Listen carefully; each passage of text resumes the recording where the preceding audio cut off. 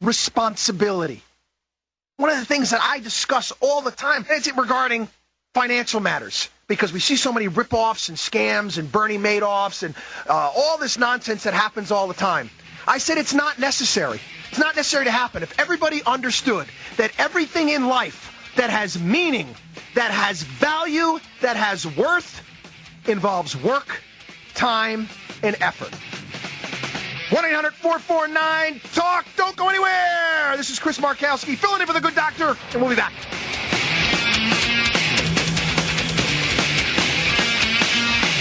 Savage. Don't miss a minute of the Savage Nation. Download the podcast at 910KNEW.com.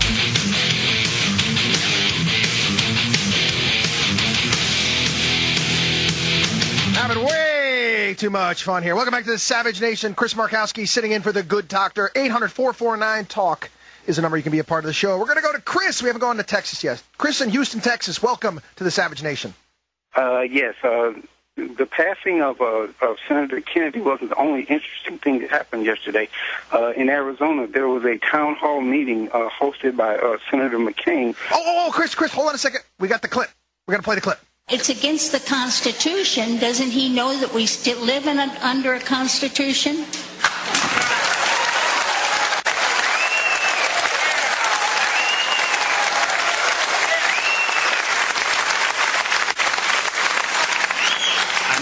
I'm sure that he does. I'm sure. I'm serious. I'm sure that he does, and I'm sure that he respects the Constitution of the United States. I really do. I am convinced the president is absolutely sincere in his beliefs. But he is.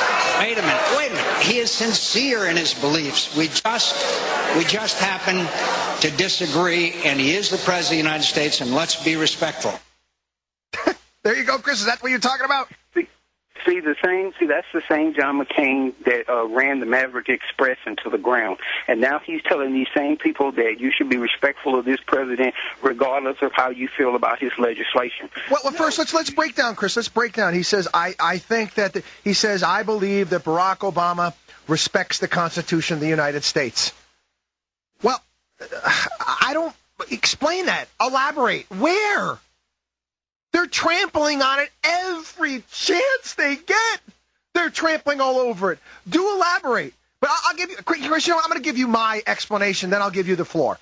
The Senate, the segment is a fraternity. Sigma Epsilon Nu. We should make them go around in little fraternity and sorority shirts all the time, because that's what they are. It's a big club. And they're all buddies with one another. It's a big coffee clutch club.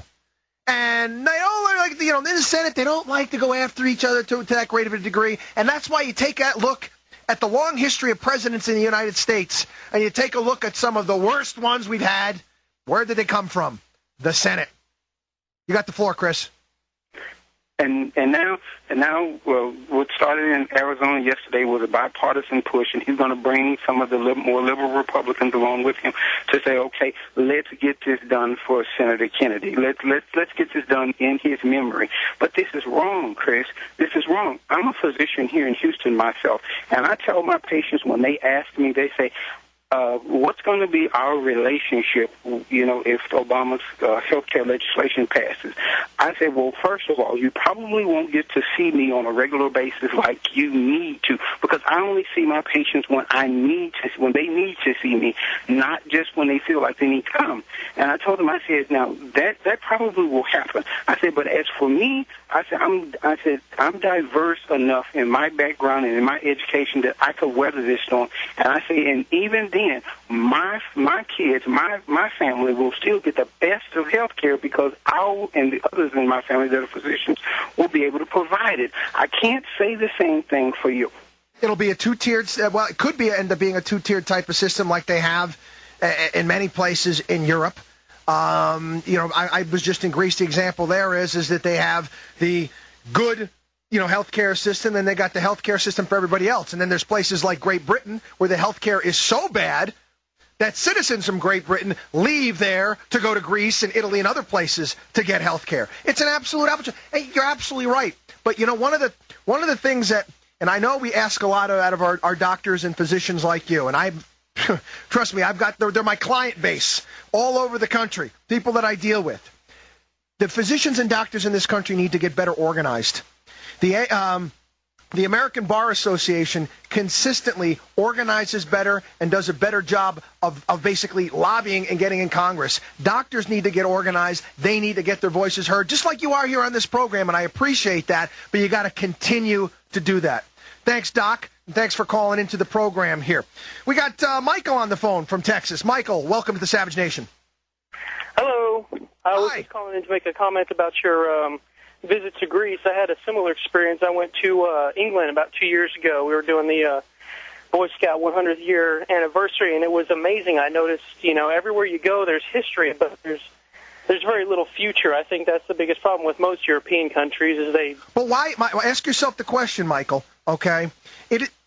All great civilizations, whether you look at the ancient Egyptians or the Greeks or the Romans, they were fundamentally conservative for a long period of time, placing an enormous importance on their elders and their history and their culture.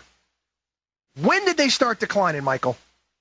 Well, they started declining when you preserve your history at the expense of your future. No. I disagree. I'll let you give your point, but I'm going to disagree with you there. When they let the culture degrade, when they became decadent, when the government became too large and all-encompassing and too big, like we're doing today, when they fought amongst each other, the Peloponnesian War, 30 years, Greeks fighting Greeks for 30 years. This is what brought their culture to them, and this is the direction that we're heading. Your thoughts? I believe I agree with most of that. It was a thing that I think there's something wrong when you're preserving things that are too big to be preserved. When I went to England, I went to Westminster Abbey, beautiful cathedral. It's falling apart. They are constantly having to rebuild the thing just to keep it standing. Well, I have no problem with that because that's okay. Spend the money. Fix that type of thing. That's all right. That's your history. That's important. That's okay. But why are you funding the monarchy? I don't know. See, we here in this country, we fund things. We fund sex shows in San Francisco out of the stimulus package. We're funding hookup sex research at my alma mater, Syracuse University, out of the stimulus package. We're destroying ourselves from within. It's completely insane.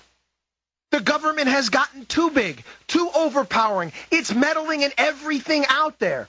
And Michael, you just gave me a segue, and I appreciate the phone call.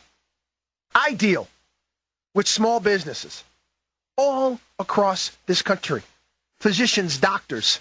It's what I do for a living. Help them out, manage money for them. This is what I am. This is what my business is. And let me tell you what the heartbeat of America is telling me. Because I'm out here in the trenches speaking with these people. They're scared. They're scared. Small business owners, they want to expand their business. They want to hire more workers. They want to bring more people on. They want to purchase that extra piece of real estate. But they're scared. They're scared. They don't know what is in front of them. They don't know what the landscape is going to be going forward. They don't know what they're going to have to pay in health care for new workers. They don't know what their tax rates are going to be because they see $9 trillion deficits over the next 10 years, knowing because these are bright people, they're small business owners, knowing that if you borrow something, you're going to have to pay it back. And they're the hard workers, and they're the ones that are going to end up paying it. They're scared of that. They're scared of cap and trade legislation. They're scared of it because they know what their energy bills are going to go up. They don't know what is coming forward. This recession, this financial crisis could have been over 2 years ago. 2 years ago, if we just applied free market principles to ending it. Allow the people to build. Allow the people to create. We got another call on line. We haven't gone to Indiana yet. We got Matt in Indiana. Welcome to the Savage Nation. Hey, man. My thing, I've actually got 2 points.